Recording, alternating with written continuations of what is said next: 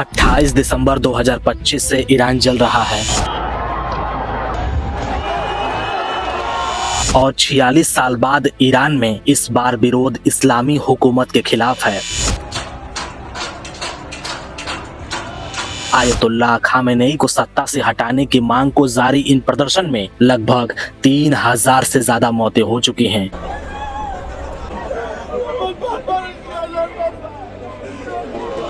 और कुछ आंकड़े ये भी बता रहे हैं कि लगभग 20,000 से ज्यादा लोग मारे जा चुके हैं और वहाँ की सरकार मौत के आंकड़े लगातार छुपा रही है। दोस्तों, जो कंट्री कभी आजाद था, जहाँ महिलाएं बिना डरे हंसती थीं, जहाँ शहर रात में जगमगाता था और तेहरान की हवा में आजादी की खुशबू थी, आज वही मुस्लिम महिलाएं हिजाब उतार कर इस्लामी सत्ता का विरोध कर रही हैं। ये वीडियो इस्लामिक क्रांति के पहले का है, जहाँ पर महिलाएं अपने फैशन, अपने निजी जीवन के लिए वो पूरी तरीके से आजाद थी। ईरान में उस वक्त वेस्टर्न कल्चर चलता था।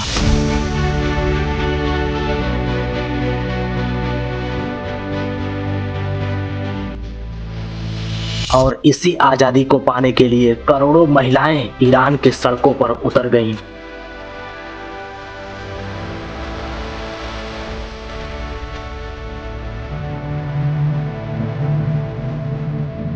और विरोध प्रदर्शन करना शुरू कर दिया। उधर खामेनेई सरकार प्रदर्शनकारियों का दमन करना शुरू कर दिया। 18 से 20,000 लोगों को गिरफ्तार किया गया और सरकार फांसी का रास्ता चुन रही थी। दोस्तों, आज का ईरान साल 1979 के पहले ऐसा नहीं था, लेकिन साल 1979 में एक ऐसा फैसला, एक ऐसी क्रांति जिसने सिर्फ सरकार नहीं बदली बल्कि लोगों के सांसों तक पर हुकूमत लिख दी और उनकी सांसों पर हुकूमत करने लगा। 46 साल बाद फिर ईरान जल रहा है। सड़कों पर करोड़ों लोगों की चीखें हैं और घर में खामोशी और मौत के आंकड़े छुपा दिए गए। आज जो ईरान जल रहा है उसे दुनिया ने कभी मिडिल ईस्ट का पेरिस कहा था, जहां महिलाओं को आजादी थी, और आज वही डर, दमन और बगावत के बीच फंसा पड़ा है। लेकिन क्या यह शासन टूटेगा या इतिहास खुद को दोहराएगा? Shah Ferrari Shodeh, the people cried. The Shah has escaped. Shah and his empress left shortly before midday.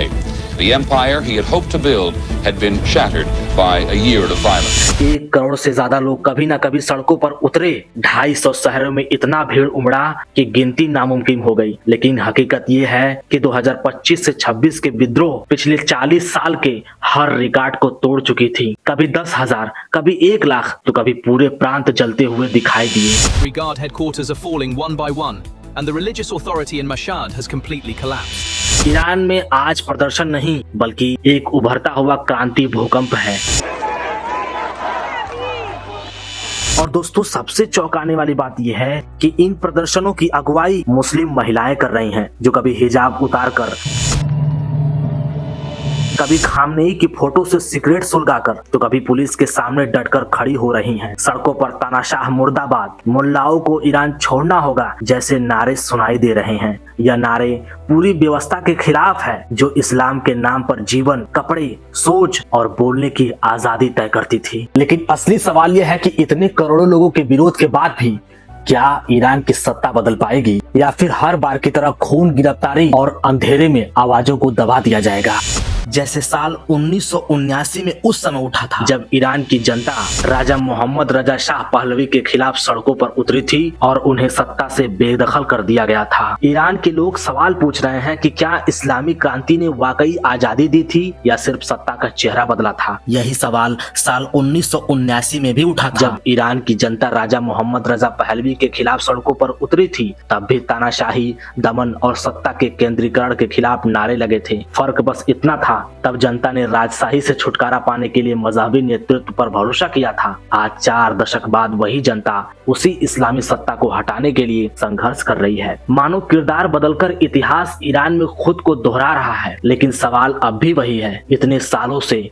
इतना खून बहने के बाद भी आखिर क्यों नहीं गिरती यह सरकार? क्यों आयतुल्लाह खामेनेई की सत्ता लोहे की दीवार की तरह खड़ी है? क्यों हर विद्रोह, हर बगावत, हर चीख खामोशी में बदल दी जाती है? 46 साल हो गए हैं, क्रांति बदल गई है, लोग बदल गए हैं, पर सत्ता नहीं बदली। क्या यह डर है? क्या यह हथियार है? या फिर यह वह सच है जिसे दुनिया अभी तक समझ नहीं पाई? दोस्तों, ईरान की कहानी एक साधारण देश की कहानी नहीं है, यह सभ्यता के जन्म, धर्म के संघर्ष और साम्राज्यों के उठने गिरने का 2500 साल पुराना एक लंबा सफर है। और इस सफर की शुरुआत हुई 550 ईसा पूर्व आकेमेनिड साम्राज्य से। उस समय साइरस द ग्रेट ईरान का पहला महान साम्राज्य हुआ करता था, जो दुनिया का पहला सुपर पावर था। और साइरस महान वही जिन्होंने मानव अधिकारों का पहला चार्टर लिखा था। यही था ईरान का स्वर्णिम काल। फिर इसके बाद 330 ईसा पूर्व में यहाँ सिकंदर आया और फारस पर कब्जा कर लिया। लेकिन यह कब्जा इतिहास की नजरों में सिर्फ कुछ दशक की एक चमक थी, जिसे समय ने निगल लिया। और इसके बाद ईरान ने फिर से सत्ता वापस ली। 247 ईसा पूर्व में पार्थियन साम्राज्य उठा और रोम जैसे महाशक्तियों से टकराया। यह वह दौर था जब ईरान ने दुनिया को दिखाया था कि साम्राज्य हार नहीं मानते। और फिर इसके बाद 224 ईस्वी में इस्लाम से पहले का अंतिम महान फारसी साम्राज्य जोरोस्ट्रियन धर्म और कला, विज्ञान, दर्शन, चिकित्सा का उत्कर्ष हुआ। यह वह ईरान था जो दुनिया को ज्ञान देता था और खुद एक सभ्यता की तरह चमकता था। और फिर इतिहास बदल गया 651 ईस्वी में, जब अरब इस्लामी सेनाओं ने ससनादित साम्राज्य को हरा दिया और ईरान की पहचान, उसकी भाषा, उसका धर्म, उसकी राजनीति सब बदलने लगी। धीरे धीरे शिया इस्लाम यहाँ की आत्मा बन गया। और फिर इसके बाद 9वीं और 18वीं सदी के बीच इस्फारिड, सामानी, गजनवी, सेल्जुक, तैमूर, सफाविद, एक के बाद एक राजवंश बदलते गए। पर सबसे बड़ी क्रांति आई सफाविद साम्राज्य में, जब ईरान पहली बार आधिकारिक तौर पर शिया देश बन गया, जो आज के ईरान की पहचान यहीं से जन्म लेती है। इसके बाद ईरान में एक कमजोर शासन आया, काजार वंश, जो साल 1794 में आया और यहाँ रूस और ब्रिटेन का हस्तक्षेप हो गया। ईरान की सार्वभौमिकता पर दबाव आ गया। एक ऐसा दौर जहाँ ताकत बाहरी थी और देश अंदर से टूट रहा था। और फिर इसी बीच साल 1925 में पहलवी वंश आया, जहाँ रजा शाह और फिर मोहम्मद रजा शाह आधुनिकता, पश्चिमीकरण और अमेरिका का समर्थन लेकर के तेहरान एक ग्लोबल शहर जैसा बन गया, जहां फैशन, शिक्षा, विकास, ईरान तेजी से बदल रहा था। लेकिन इस बदलाव की कीमत भी थी असंतोष, सेंसरशिप और विरोध, जो साल 1979 के इस्लामिक क्रांति के दौरान इतिहास पूरी तरीके से पलट गया और ईरान में सत्ता उखाड़ फेंकी गई थी। University students demonstrating in Tehran shouting death to the Shah pledge allegiance to the Islamic movement of the Ayatollahs. इसके बाद मोहम्मद रजा शाह पहलवी हटाए गए और उनकी जगह सत्ता में आए आयतुल्ला खुमैनी, जिसने इस्लामिक रिपब्लिक की शुरुआत की। Khomeini, almost unknown outside of Iran just a few months ago, returned a hero.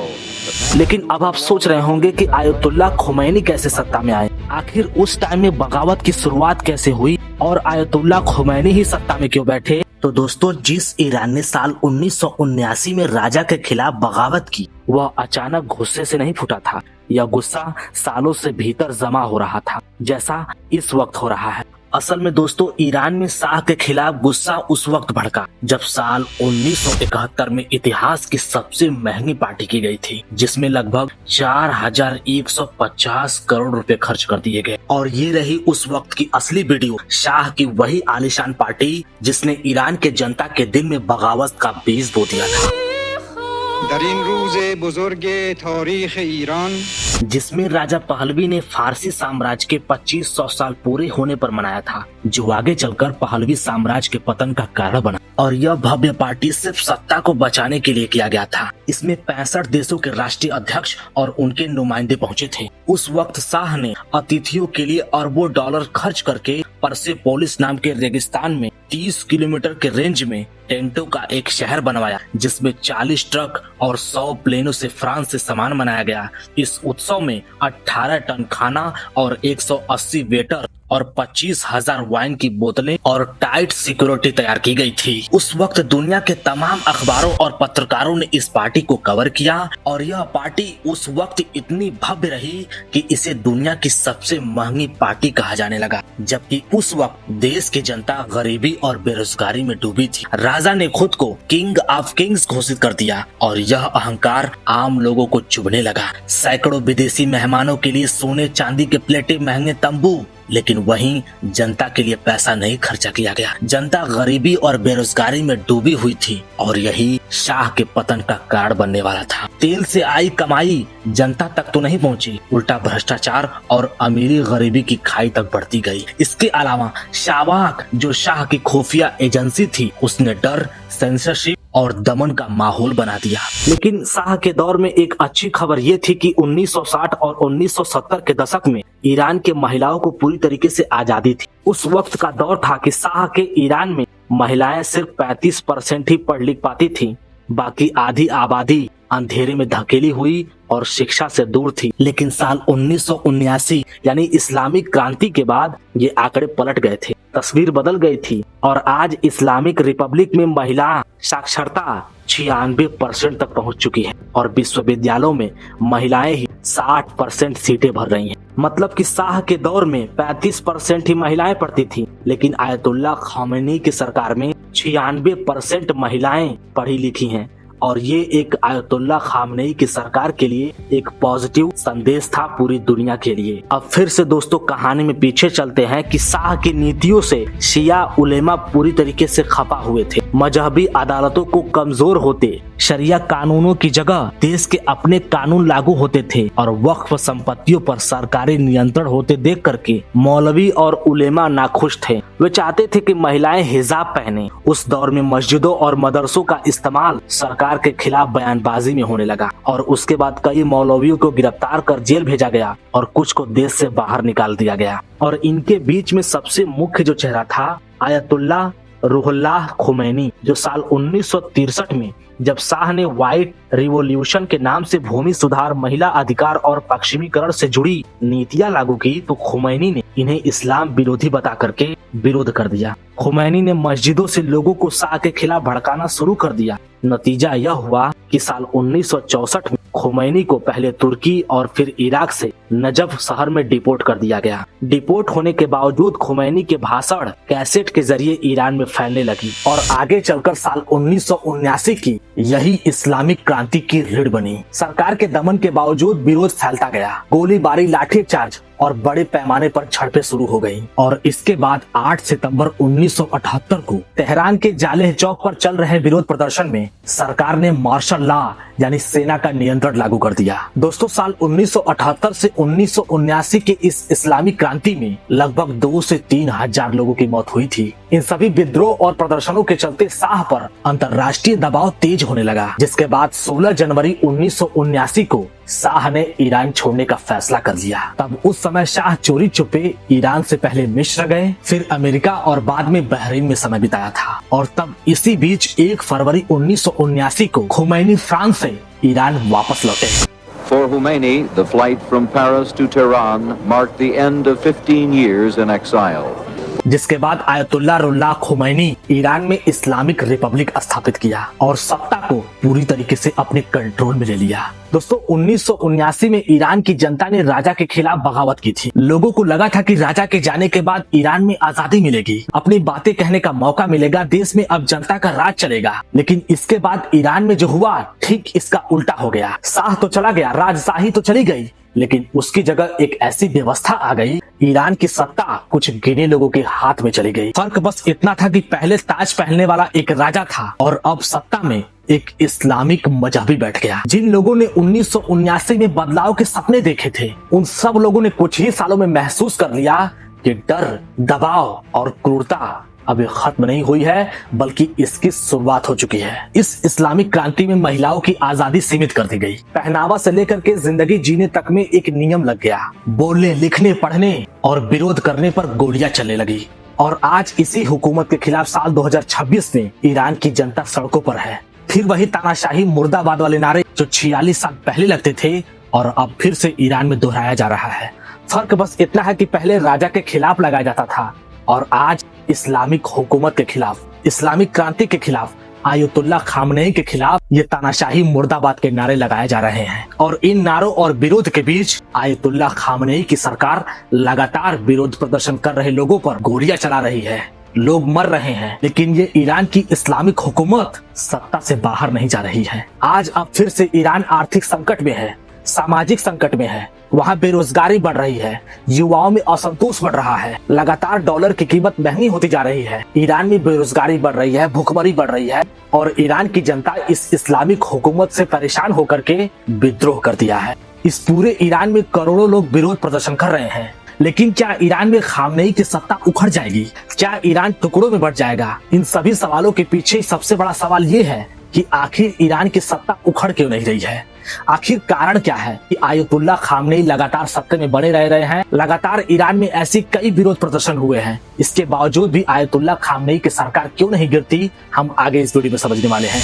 Iran में सरकार विरोधी विद्रोह तेज है, लेकिन सत्ता बदलना बड़ी मुश्किल है, क्योंकि इस्लामिक रिवोल्यूशनरी गार्ड्स कॉर्प्स यानी कि IRGC और बाजिस नेटवर्क शासन की रीढ़ है। IRGC सेना से बढ़कर समानांतर सत्ता है, जबकि बाजिस समाज में डर फैलाता है। इंटरनेट ब्लैकआउट, नेतृत्व की कमी और सुरक्षा बलों की वफादारी के कारण आंदोलन सड़कों तक सीमित रह जाते हैं। और जैसा कि हमने आपको बताया कि इसका सबसे बड़ा कारण IRGC है। यही IRGC और बाजिस नेटवर्क दोनों ही ईरानी सत्ता की रीढ़ है और यही सबसे बड़ी वजह है कि आंदोलन सड़कों तक सीमित रह जाती है। दोस्तों, IRGC कोई पारंपरिक सैन्य बल नहीं है, बल्कि यह एक समानांतर स्टेट है। अपनी सेना है, खुफिया तंत्र, साइबर यूनिट और विदेशों में एक्टिव नेटवर्क इसकी सबसे बड़ी ताकत है। इसके अलावा ईरान की अर्थव्यवस्था का सबसे बड़ा हिस्सा तेल, कंस्ट्रक्शन, पोर्ट्स, टेलीकॉम्स, ये सभी चीजें IRGC के कंट्रोल में होता है। और दोस्तों, संसद, न्यायपालिका और मीडिया में इसकी गहरी घुसपैठ है। और सबसे बड़ी बात यह है कि ये IRGC